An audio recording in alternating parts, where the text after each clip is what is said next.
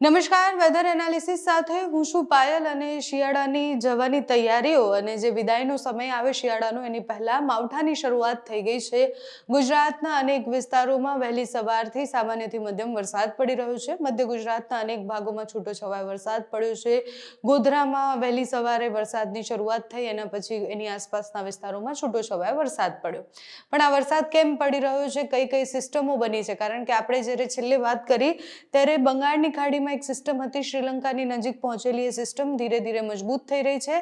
ઉપરથી western disturbance પસાર થઈ રહ્યા છે, એટલે હિમવર્ષા થઈ રહી છે ઉપરના બધા જ પ્રદેશોમાં, અને એની અસરને કારણે ગુજરાતના અનેક ભાગોમાં વરસાદ પડશે.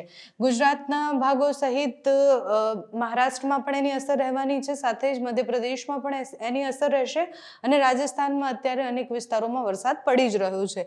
એટલે આજે 18 તારીખ છે અને તમે જુઓ કે મધ્ય ગુજરાતમાં સામાન્ય છૂટોછવાયો વરસાદ પડે એવી સંભાવના છે. ઉત્તર ગુજરાતના અમુક ભાગોમાં વરસાદ પડે એવી સંભાવનાઓ પણ દેખાઈ રહી છે, કારણ કે રાજસ્થાન ઉપરથી વેસ્ટર્ન ડિસ્ટર્બન્સની અસર જે છે ત્યાંથી જે ભેજવાળા વાદળો છે એ પસાર થઈ રહ્યા છે, ને એના કારણે તમે જુઓ કે મધ્યપ્રદેશ અને રાજસ્થાન બંને જગ્યાએ છૂટોછવાયો વરસાદ પડે છે, જેના કારણે આ બોર્ડરના જે વિસ્તારો છે, એટલે રાજસ્થાન અને મધ્યપ્રદેશને લાગીને બોર્ડરના જે વિસ્તારો છે ત્યાં વરસાદની આગાહી કરવામાં આવી હતી.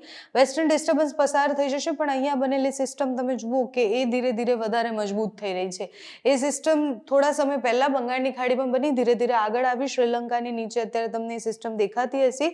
એના સિવાય તમે જુઓ કે અહીંયા પણ એક સિસ્ટમ બનેલી છે, એટલે એક આ સિસ્ટમ અને એક આ સિસ્ટમ, બે અલગ અલગ સિસ્ટમો જે છે એ બંગાળની ખાડીની નજીક બની હતી. એક માલદીવ્સની નીચે બની છે અને એક જે શ્રીલંકા પાસેની સિસ્ટમ છે એ ધીરે ધીરે મજબૂત થઈને આગળ વધશે, જેના કારણે અરબી સમુદ્રમાં હલચલ પેદા થશે. અરબી સમુદ્રમાં જ્યારે હલચલ પેદા થાય છે ત્યાં કોઈ સિસ્ટમની અસરો થાય છે તો એની અસર ગુજરાત પર થતી હોય છે. એટલે આ મહિનાનો એન્ડ વીક હશે, એટલે આ મહિનો પૂર્ણ થવાનો જે સમય હશે એ અઠવાડિયામાં ઘણા બધા વિસ્તારો એવા છે કે જ્યાં ખૂબ વધારે વરસાદ પડશે. આ સિસ્ટમ ધીરે ધીરે આગળ વધી રહી છે અને તમે જુઓ કે દક્ષિણ ભારતમાં એની અસર ખૂબ થવાની સંભાવના છે, ત્યાં વધારે વરસાદ પડે એવું લાગી રહ્યું છે.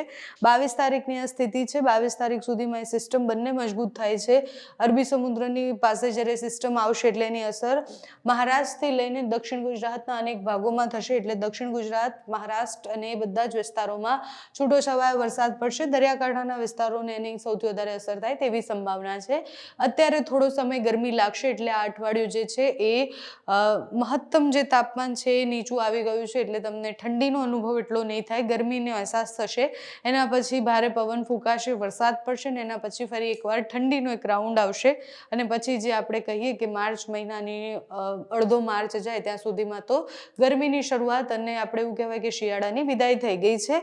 એની બધાની વચ્ચે માર્ચમાં પણ વરસાદની સંભાવના છે, ફેબ્રુઆરી એન્ડિંગમાં પણ વરસાદની સંભાવના છે. એટલે આ બે માવઠાની જે સિસ્ટમો છે અલગ અલગ, એ ગુજરાત પર અસર થવાની છે. તમારે ત્યાં કેવું વેધર છે અમને કમેન્ટ્સમાં જણાવજો. અત્યારે આ વિડીયોમાં બસ આટલું. જો તમે અમને યુટ્યુબ પર જોઈ રહ્યા હોય તો સબસ્ક્રાઇબ કરજો, ફેસબુક પર જોઈ રહ્યા હોય તો ફોલો કરજો, અમારા વિડીયોને લાઇક અને શેર કરજો.